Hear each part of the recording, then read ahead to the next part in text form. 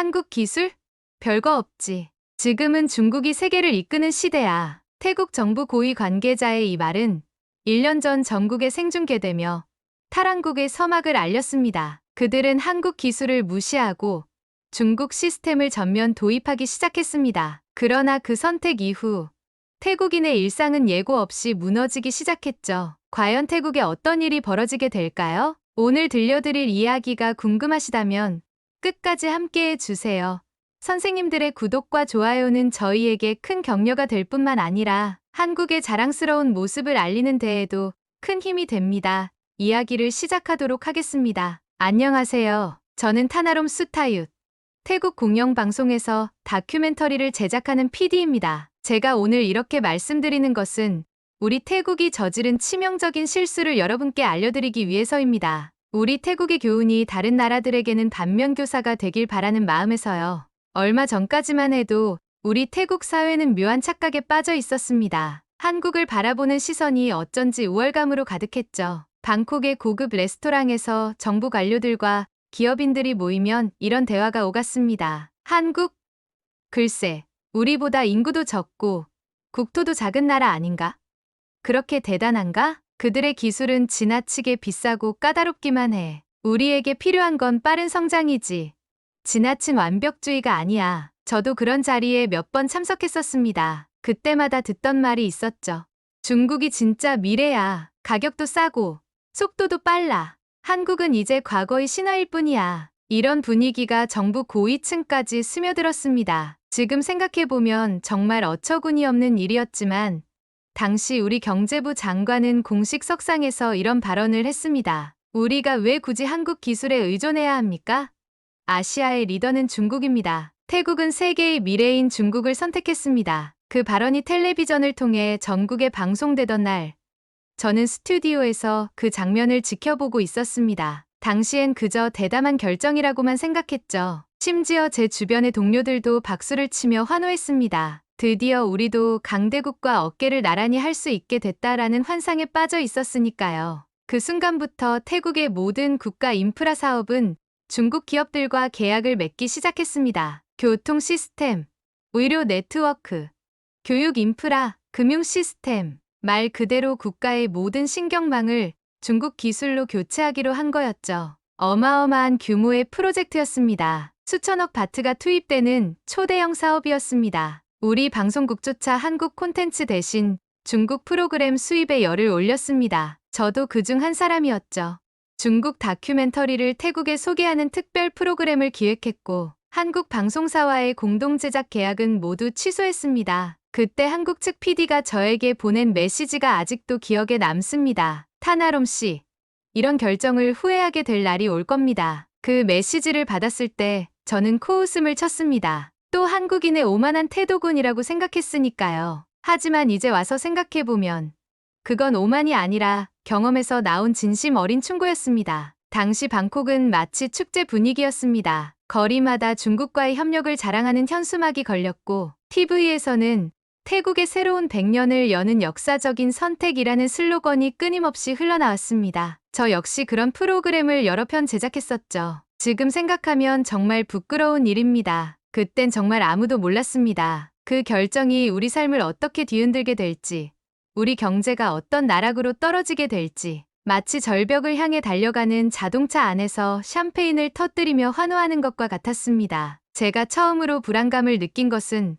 중국 기술로 교체된 방콕 지하철 신호 시스템이 3번이나 연속으로 고장 났을 때였습니다. 그때도 정부는 초기 적응 단계의 일시적 문제라고 발표했습니다. 사람들은 여전히 믿고 싶어 했고 저도 그랬습니다. 하지만 그건 시작에 불과했습니다. 진짜 악몽은 그 이후에 찾아왔으니까요. 한국과의 기술 협력이 전면 중단된 지 딱 100일째 되는 날이었습니다. 저는 그날을 절대 잊을 수 없습니다. 방콕 중심가 3개 구역이 중국산 AI 기반 교통 시스템으로 시범 교체되는 첫날이었거든요. 이것은 향후 5년간 진행될 방콕 스마트 교통 계획의 첫 단계였습니다. 저희는 이 역사적인 순간을 기록하기 위해 특별 다큐멘터리 팀을 꾸렸습니다. 기대는 정말 컸습니다. 교통부 장관은 전날 기자회견에서 첫 단계 시범 사업을 시작으로 방콕은 점진적으로 아시아 최고의 스마트 교통 도시로 거듭날 것이라고 호언장담했고 AI가 모든 신호를 자동으로 조절합니다. 라는 화려한 홍보 영상이 일주일 내내 전국 방송을 장식했으니까요. 그러나 개통 첫날부터 예상치 못한 문제들이 나타났습니다. 아침 6시 신호등이 일제히 켜지는 순간부터 시범구역의 도로는 혼란에 빠졌습니다. 일부 교차로에서는 신호 타이밍이 맞지 않아 차들이 뒤엉켰고 어떤 곳에서는 신호가 너무 자주 바뀌는 현상이 나타났습니다. 이건 어떻게 된 거죠? 신호가 너무 빨리 바뀌어요. 한 택시 기사가 창문을 내리고 소리쳤습니다. 오전 7시. 출근 시간대가 되자 상황은 더욱 복잡해졌습니다. 시범 구역 일부가 심하게 정체되었고 평소 20분 거리가 45분으로 늘어나는 현상이 발생했습니다. 하지만 시민들의 반응은 대체로 이해심이 많았습니다. 아직은 초반이라 그러겠죠. 조정되면 좋아질 거예요. 중국 기술인데요?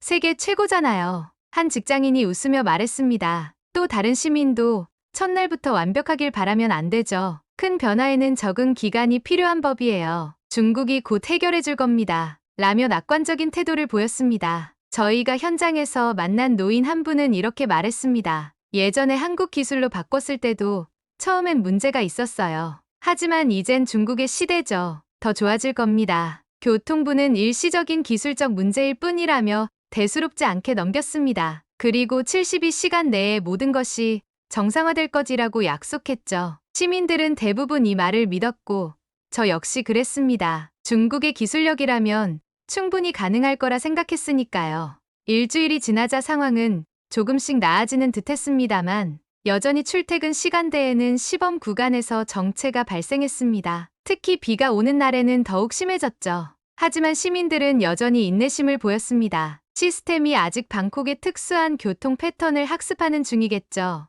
AI니까 데이터가 쌓이면 개선될 거예요. 문제가 된 것은 2주일 후 발생한 사건이었습니다. 심장 발작 증상을 보인 노인을 태운 응급차가 시범구역에서 평소보다 긴 시간을 소요하게 되었고 병원 도착이 지연되었습니다. 환자는 다행히 목숨을 건졌지만 일부 의료진들은 골든타임이 지체되어 회복이 더 어려워졌다는 의견을 조심스럽게 제기했습니다. 이 소식이 언론에 퍼지자 시민들 사이에서도 우려의 목소리가 나오기 시작했습니다. 응급 상황에 대한 별도 대비책은 있는 건가요? 시범 운영이라도 안전이 우선되어야 하지 않을까요? 하지만 정부의 입장은 확고했습니다. 모든 새로운 시스템에는 초기 조정 기간이 필요합니다. 중국 측과 긴밀히 협력하고 있으며 곧 더 안정적인 서비스를 제공할 것입니다. 저는 이 모든 상황을 다큐멘터리로 담아내면서 균형 잡힌 시각을 유지하려 노력했습니다. 문제점을 지적하되 발전 가능성도 함께 보여주고자 했죠. 스마트 교통의 미래를 향한 첫걸음이라는 제목의 다큐멘터리는 비교적 호의적인 평가를 받았습니다. 방송 후 제가 받은 시청자 피드백 중 가장 많았던 의견은 이것이었습니다. 중국은 세계 최고의 기술력을 가졌으니 곧 해결될 거예요. 한국도 좋았지만 이제는 중국의 시대죠. 당시 저 역시도 그렇게 믿고 있었습니다. 시범 운영 단계의 자연스러운 진통이라고만 생각했죠. 이 정도의 문제는 큰 프로젝트에서 얼마든지 발생할 수 있는 일이니까요. 하지만 당시 아무도 알지 못했습니다. 이것이 단순한 초기 적응 단계가 아니라 앞으로 다가올 더 큰 재앙이 전조에 불과했다는 사실을. 교통 시스템은 그저 시작에 불과했습니다. 중국 기술에 대한 태국 사회의 무조건적인 신뢰와 기대는 여전히 높았고 대부분의 사람들은 시간이 해결해 줄 것이라고 믿고 있었습니다. 그리고 정부는 더 많은 영역에서 한국 기술을 중국 기술로 대체하는 계획을 서두르고 있었습니다. 중국과의 대규모 기술 협약이 체결된 지 6달이 지난 시점이었습니다. 태국 정부는 자신감에 차 있었습니다. 교통, 통신, 행정, 금융 시스템까지 중국의 기술로 대대적인 전환을 마쳤고 이를 디지털 대개조라고 화려하게 포장했죠. 정부 관계자들은 기자회견장에서 연신 미소를 지으며 대전환의 시대를 외쳤고 국영 방송에서는 연일 성공적인 전환 사례들만 집중적으로 보도했습니다. 마치 어떤 문제도 존재하지 않는 것처럼요. 우리 총리는 국영 방송에 출연해 자신감 넘치는 연설을 했습니다. 그의 목소리는 어느 때보다도 단호했고 눈빛은 승리자의 그것이었습니다. 이제 우리는 동남아 기술 독립국가가 됩니다. 더는 한국의 눈치를 보지 않겠습니다. 우리는 우리만의 길을 갈 것이며 이것이 바로 진정한 태국의 모습입니다. 한국 기술을 완전히 퇴출한 첫 번째 경제지구, 시범 도시였던 나용 산업단지를 취재하러 갔을 때 그곳은 완전히 달라져 있었습니다. 대형 IT 간판이 모두 교체되었고 한국 기업 건물은 철거되어 그 자리에는 중국계 기업들의 화려한 고층 건물이 들어서 있었습니다. 거리에는 중국어 간판이 즐비했고 마치 이국적인 도시에 온 듯한 느낌이었습니다. 그러나 문제는 그 직후부터 시작되었습니다. 첫 번째 신호는 소상공인에게서 왔습니다. 새로 도입된 중국산 결제 시스템이 잦은 오류를 일으켰고 QR코드 단말기는 비 오는 날마다 접속 불가 상태에 빠졌습니다. 방콕 시내의 작은 카페 주인 파카왑은 고객들에게 사과하는 모습이 지쳐 보였습니다. 그는 제게 울분을 토로했습니다. 타나롬 씨, 한국 단말기는 한 번도 멈춘 적이 없었어요. 3년 동안 써왔는데 한 번도요. 근데 요건 매주 멈춰요. 비만 오면 연결이 끊기고 손님들은 화를 내고 손님들한테 뭐라 말하죠? 그의 목소리에는 절망감이 묻어났습니다. 작은 카페 주인에게 하루의 매출은 생존과 직결된 문제였으니까요. 정부가 강제한 시스템 변경으로 인해 그의 생계가 위협받고 있었습니다. 두 번째 타격은 수출입 중소기업에 날아왔습니다. 중국 통관 시스템과 연결된 새로운 무역 포털은 사용이 복잡했고 오류가 자주 발생했습니다. 일본 바이어와 거래하던 한 태국 업체는 시스템 장애로 선적이 지연돼 1억 바트 규모의 계약을 파기당했습니다. 그 회사의 창고에는 출하되지 못한 제품들이 산더미처럼 쌓여 있었고 직원들의 얼굴에는 불안감이 역력했습니다. 예전엔 한국-태국 시스템 연계 덕분에 실시간 통관이 됐는데 지금은 이메일 한 통에 며칠씩 걸립니다. 10년간 쌓아온 신뢰가 한순간에 무너졌어요. 세 번째 충격은 주식시장에서 터졌습니다. 국가 기술 전환 기대감에 오르던 기술주들이 일제히 폭락했습니다. 그 배경에는 중국산 데이터 보안 시스템에서 발견된 정보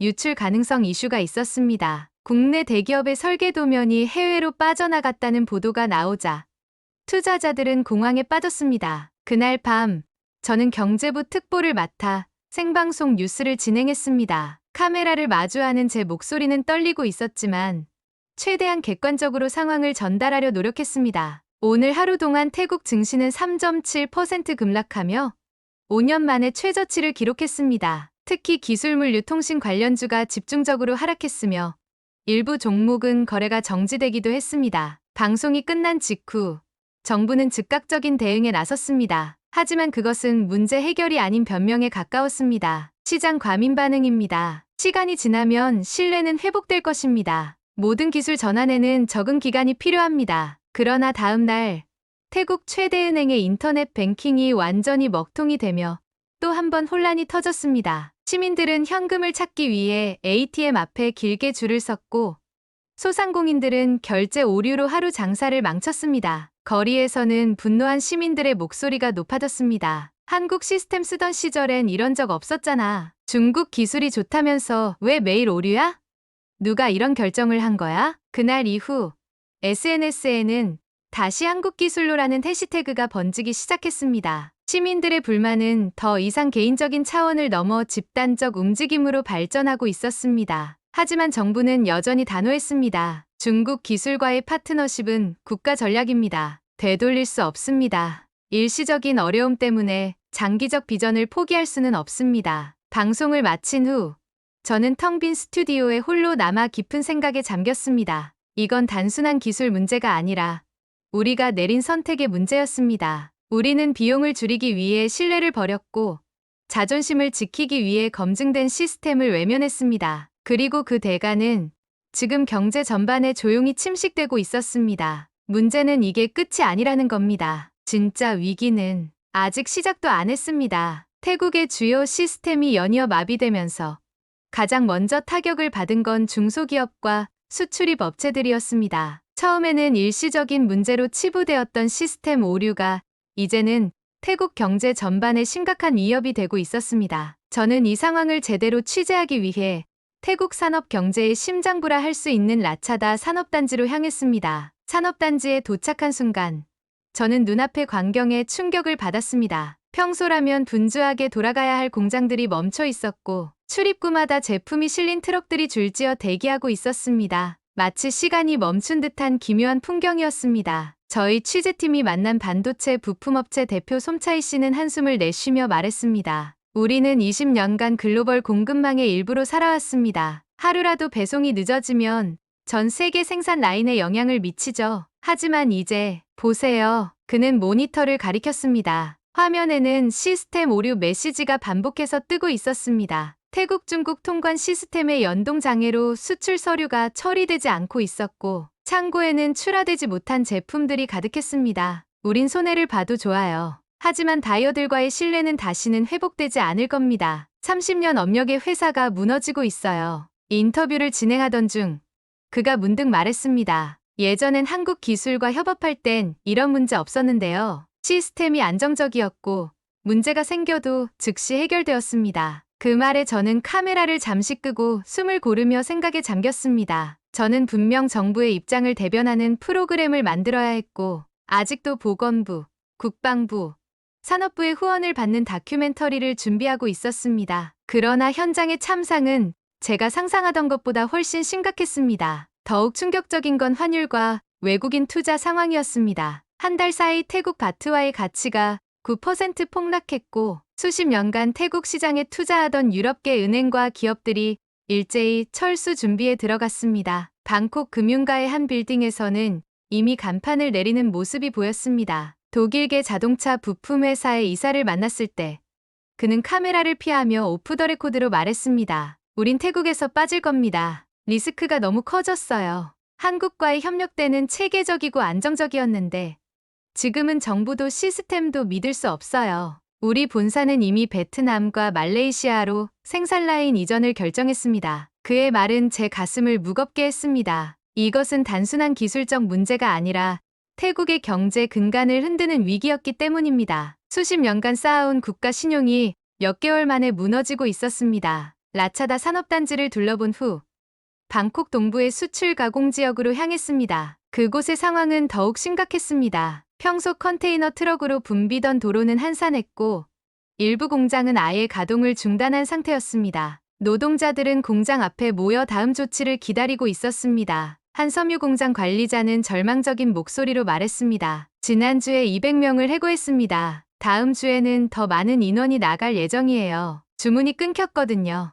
유럽 바이어들이 더 이상 믿지 않습니다. 금융가에서 만난 한 애널리스트는 더 충격적인 예측을 내놓았습니다. 이대로 가면 3개월 안에 태국의 신용등급이 하락할 수 있습니다. 그렇게 되면 해외 자본은 더 빠르게 빠져나갈 거고 악순환이 시작될 겁니다. 중앙은행의 비공식 보고서에 따르면 외국인 직접 투자가 전년 동기 대비 37%나 감소했다고 합니다. 특히 제조업과 첨단 기술 분야에서 투자 철회가 두드러졌습니다. 가장 염려되는 건 일자리였습니다. 이미 여러 산업단지에서 노동자들의 해고가 시작되었고 일부 지역에서는 실업률이 2배로 뛰었습니다. 청년 실업은 더욱 심각했습니다. 대학을 갓 졸업한 젊은이들이 일자리를 찾지 못해 거리로 나섰습니다. 태국 동부의 한 공단 식당에서 만난 여주인은 눈물을 글썽이며 말했습니다. 한 달 전만 해도 점심시간에는 자리가 없을 정도였어요. 지금은 보세요. 텅 비었잖아요. 공장들이 문을 닫으니 사람들이 떠나고 있어요. 이날의 취재를 마치고 돌아오던 길, 방콕의 화려한 고층 빌딩들을 바라보며 깊은 회의감이 밀려왔습니다. 겉으로는 여전히 빛나는 도시였지만 그 화려함 아래에서 경제의 근간이 흔들리고 있었습니다. 방송국에 도착해 촬영한 영상들을 검토하면서 저는 다시 기획서를 갈아엎기로 결심했습니다. 더 이상 정부가 원하는 성공적인 기술 전환 이야기를 할 수 없었습니다. 이제 저는 감싸고 싶은 태국이 아닌 지켜야 할 진실에 초점을 맞추기로 했습니다. 편집실에서 밤을 새우며 영상을 다시 구성했습니다. 정부의 화려한 홍보 영상 대신 무너져가는 산업 현장과 절망에 빠진 노동자들의 모습을 담았습니다. 그것은 제 경력을 위험에 빠뜨릴 수도 있는 결정이었지만 저는 언론인으로서의 양심을 지켜야 했습니다. 다음 날 저는 떨리는 마음으로 새로운 다큐멘터리 기획안을 국장에게 제출했습니다. 그리고 이 결정이 앞으로 어떤 파장을 불러일으킬지 그때까지만 해도 저는 예상하지 못했습니다. 예상보다 빠르게 시민들의 반응이 돌아오기 시작했습니다. 경제적 타격과 기술적 문제가 곧 사회적 분노로 이어진 것입니다. 중국산 시스템 오류로 급여 이체가 지연되거나 아예 지급되지 않는 일이 빈번해졌고, 인터넷 은행 앱은 하루가 멀다 하고 멈춰섰으며 ATM 현금 인출조차 불가능한 날이 이어졌습니다. 태국의 대형 백화점에서 일하는 직원들은 항해 현수막을 내걸기 시작했습니다. 우리는 급여를 원합니다. 일부 회사에서는 직원들에게 현금으로 급여를 지급하기 위해 임시 방편으로 돌아가는 상황까지 벌어졌습니다. 그리고 마침내 방콕 시청 앞 광장에서 처음으로 시민들의 대규모 시위가 벌어졌습니다. 저는 현장에 도착했을 때 그 규모에 놀랐습니다. 평일 오후였음에도 수천 명의 시민들이 모여 있었고, 그들이 들고 있는 피켓에는 분노와 실망감이 고스란히 드러나 있었습니다. 한국 시스템으로 돌아가라. 우리는 실험쥐가 아니다.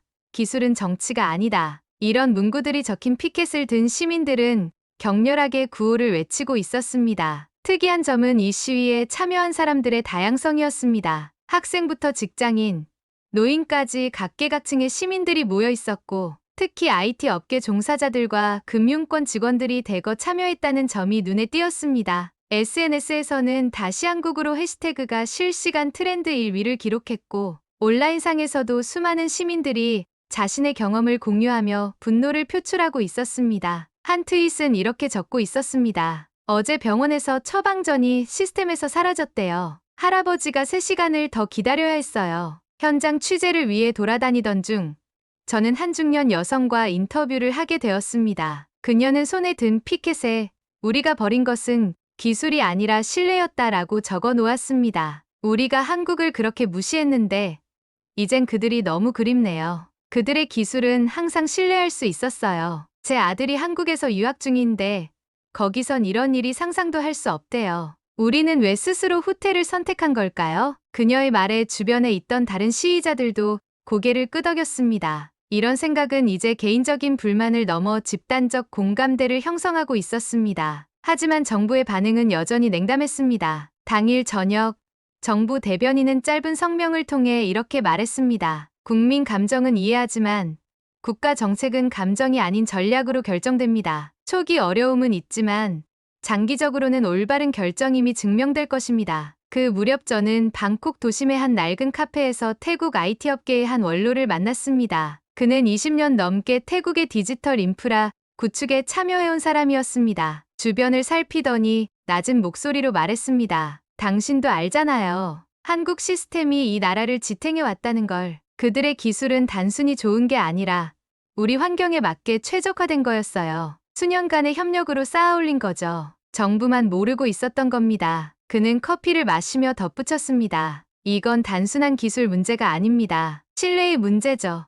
중국이나 한국의 문제도 아니에요. 결국 우리 스스로 신뢰를 저버린 겁니다. 그날 밤, 취재를 마치고 호텔로 돌아왔을 때 뜻밖의 이메일 한 통이 도착했습니다. 발신인은 익명의 공무원이라고만 되어 있었습니다. 그는 이렇게 적고 있었습니다. 중국 시스템 도입 과정에서 절차적 불법이 있었습니다. 관련 문서와 자료를 보내드립니다. 당신만 믿습니다. 첨부된 파일을 열어보니 정부 내부 문건, 회의록, 그리고 몇몇 고위 관료들과 중국 기업 간의 이메일 교환 내용이 있었습니다. 그 내용은 충격적이었습니다. 기술 선택의 이면에는 개인적 이익과 정치적 계산이 깔려 있었습니다. 문서를 읽으며 저는 머리가 어지러웠습니다. 결국 우리 국민들이 겪고 있는 모든 불편과 경제적 손실, 그리고 국가 신용의 하락은 단지 몇몇 사람들의 부패한 결정 때문이었단 말입니까? 그 문서를 보고 나서 저는 직감했습니다. 이제 이 문제는 단순한 오류의 문제가 아니라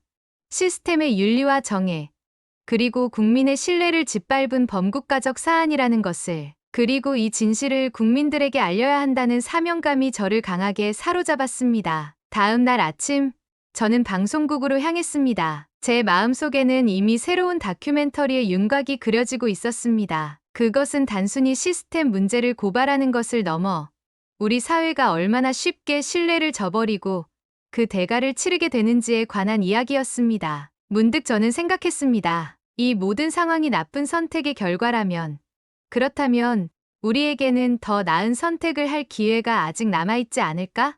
그리고 그 선택의 열쇠를 쥐고 있는 것은 바로 진실이라는 것을. 결심은 단호했습니다. 이젠 진실을 기록할 시간이라는 것을 더 이상 망설일 이유가 없었습니다. 익명 제보자가 보낸 자료는 충격 그 자체였습니다. 국가 주요 시스템 교체 과정에서 한국 업체의 입찰은 형식적인 요식행위로 전락했고 중국 업체와는 이미 수개월 전부터 물밑 협상이 끝나 있었다는 내부 문건까지 포함돼 있었죠. 자료를 검토하며 저는 분노했습니다. 우리 정부가 투명한 절차와 국가 이익을 위한 선택이라 주장했던 말들이 모두 거짓이었던 겁니다. 저는 특집 다큐멘터리 기획을 다시 꺼냈습니다. 제목은 버려진 신뢰, 잃어버린 기회. 하지만 이번에는 단지 과거를 고발하는 데서 그치고 싶지 않았습니다. 정말 우리가 놓친 것이 무엇인지, 그리고 앞으로 어떤 방향을 향해 나아가야 할지 직접 확인하고 싶었습니다. 방송국에 이 기획을 제안했을 때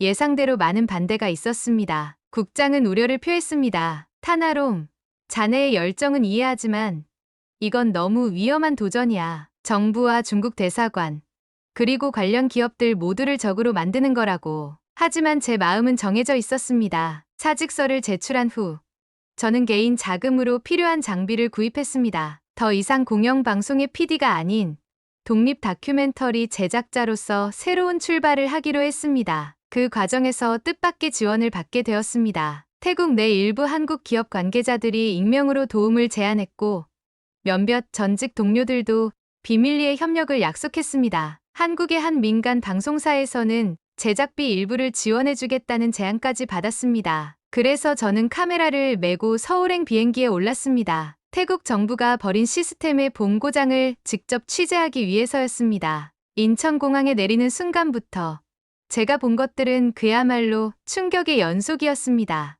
입국 절차는 신속하고 정확했으며 공항에서 시내로 이동하는 교통 시스템은 완벽하게 통합되어 있었습니다. 스마트폰 하나로 모든 교통수단을 이용할 수 있었고 실시간으로 최적의 경로가 제한되었습니다. 공항에서 시내까지 연결된 공공교통망, AI 기반의 긴급 통제 시스템, 그리고 시민 누구나 접근할 수 있는 디지털 행정 서비스. 이 모든 것이 하나의 거대한 유기체처럼 작동하고 있었습니다. 한국은 기술만 제공한 게 아니라 시스템 전체의 사고방식을 재정의하고 있었던 겁니다. 서울에서의 첫날, 저는 대형 병원의 의료 시스템을 취재했습니다. 한 의사는 자랑스럽게 시스템을 설명했습니다. 이 시스템은 단순히 정보를 저장하는 데 그치지 않습니다. 환자의 건강 이력을 분석해 예방 차원의 제안을 하고 응급 상황에서는 즉시 대응할 수 있는 프로토콜을 제시하죠. 무엇보다 중요한 것은 정전이나 네트워크 장애 시에도 독립적으로 작동한다는 겁니다. 다음 날은 서울의 스마트 교통관제 센터를 방문했습니다. 수백 개의 모니터가 시내 곳곳의 교통 상황을 실시간으로 보여주고 있었고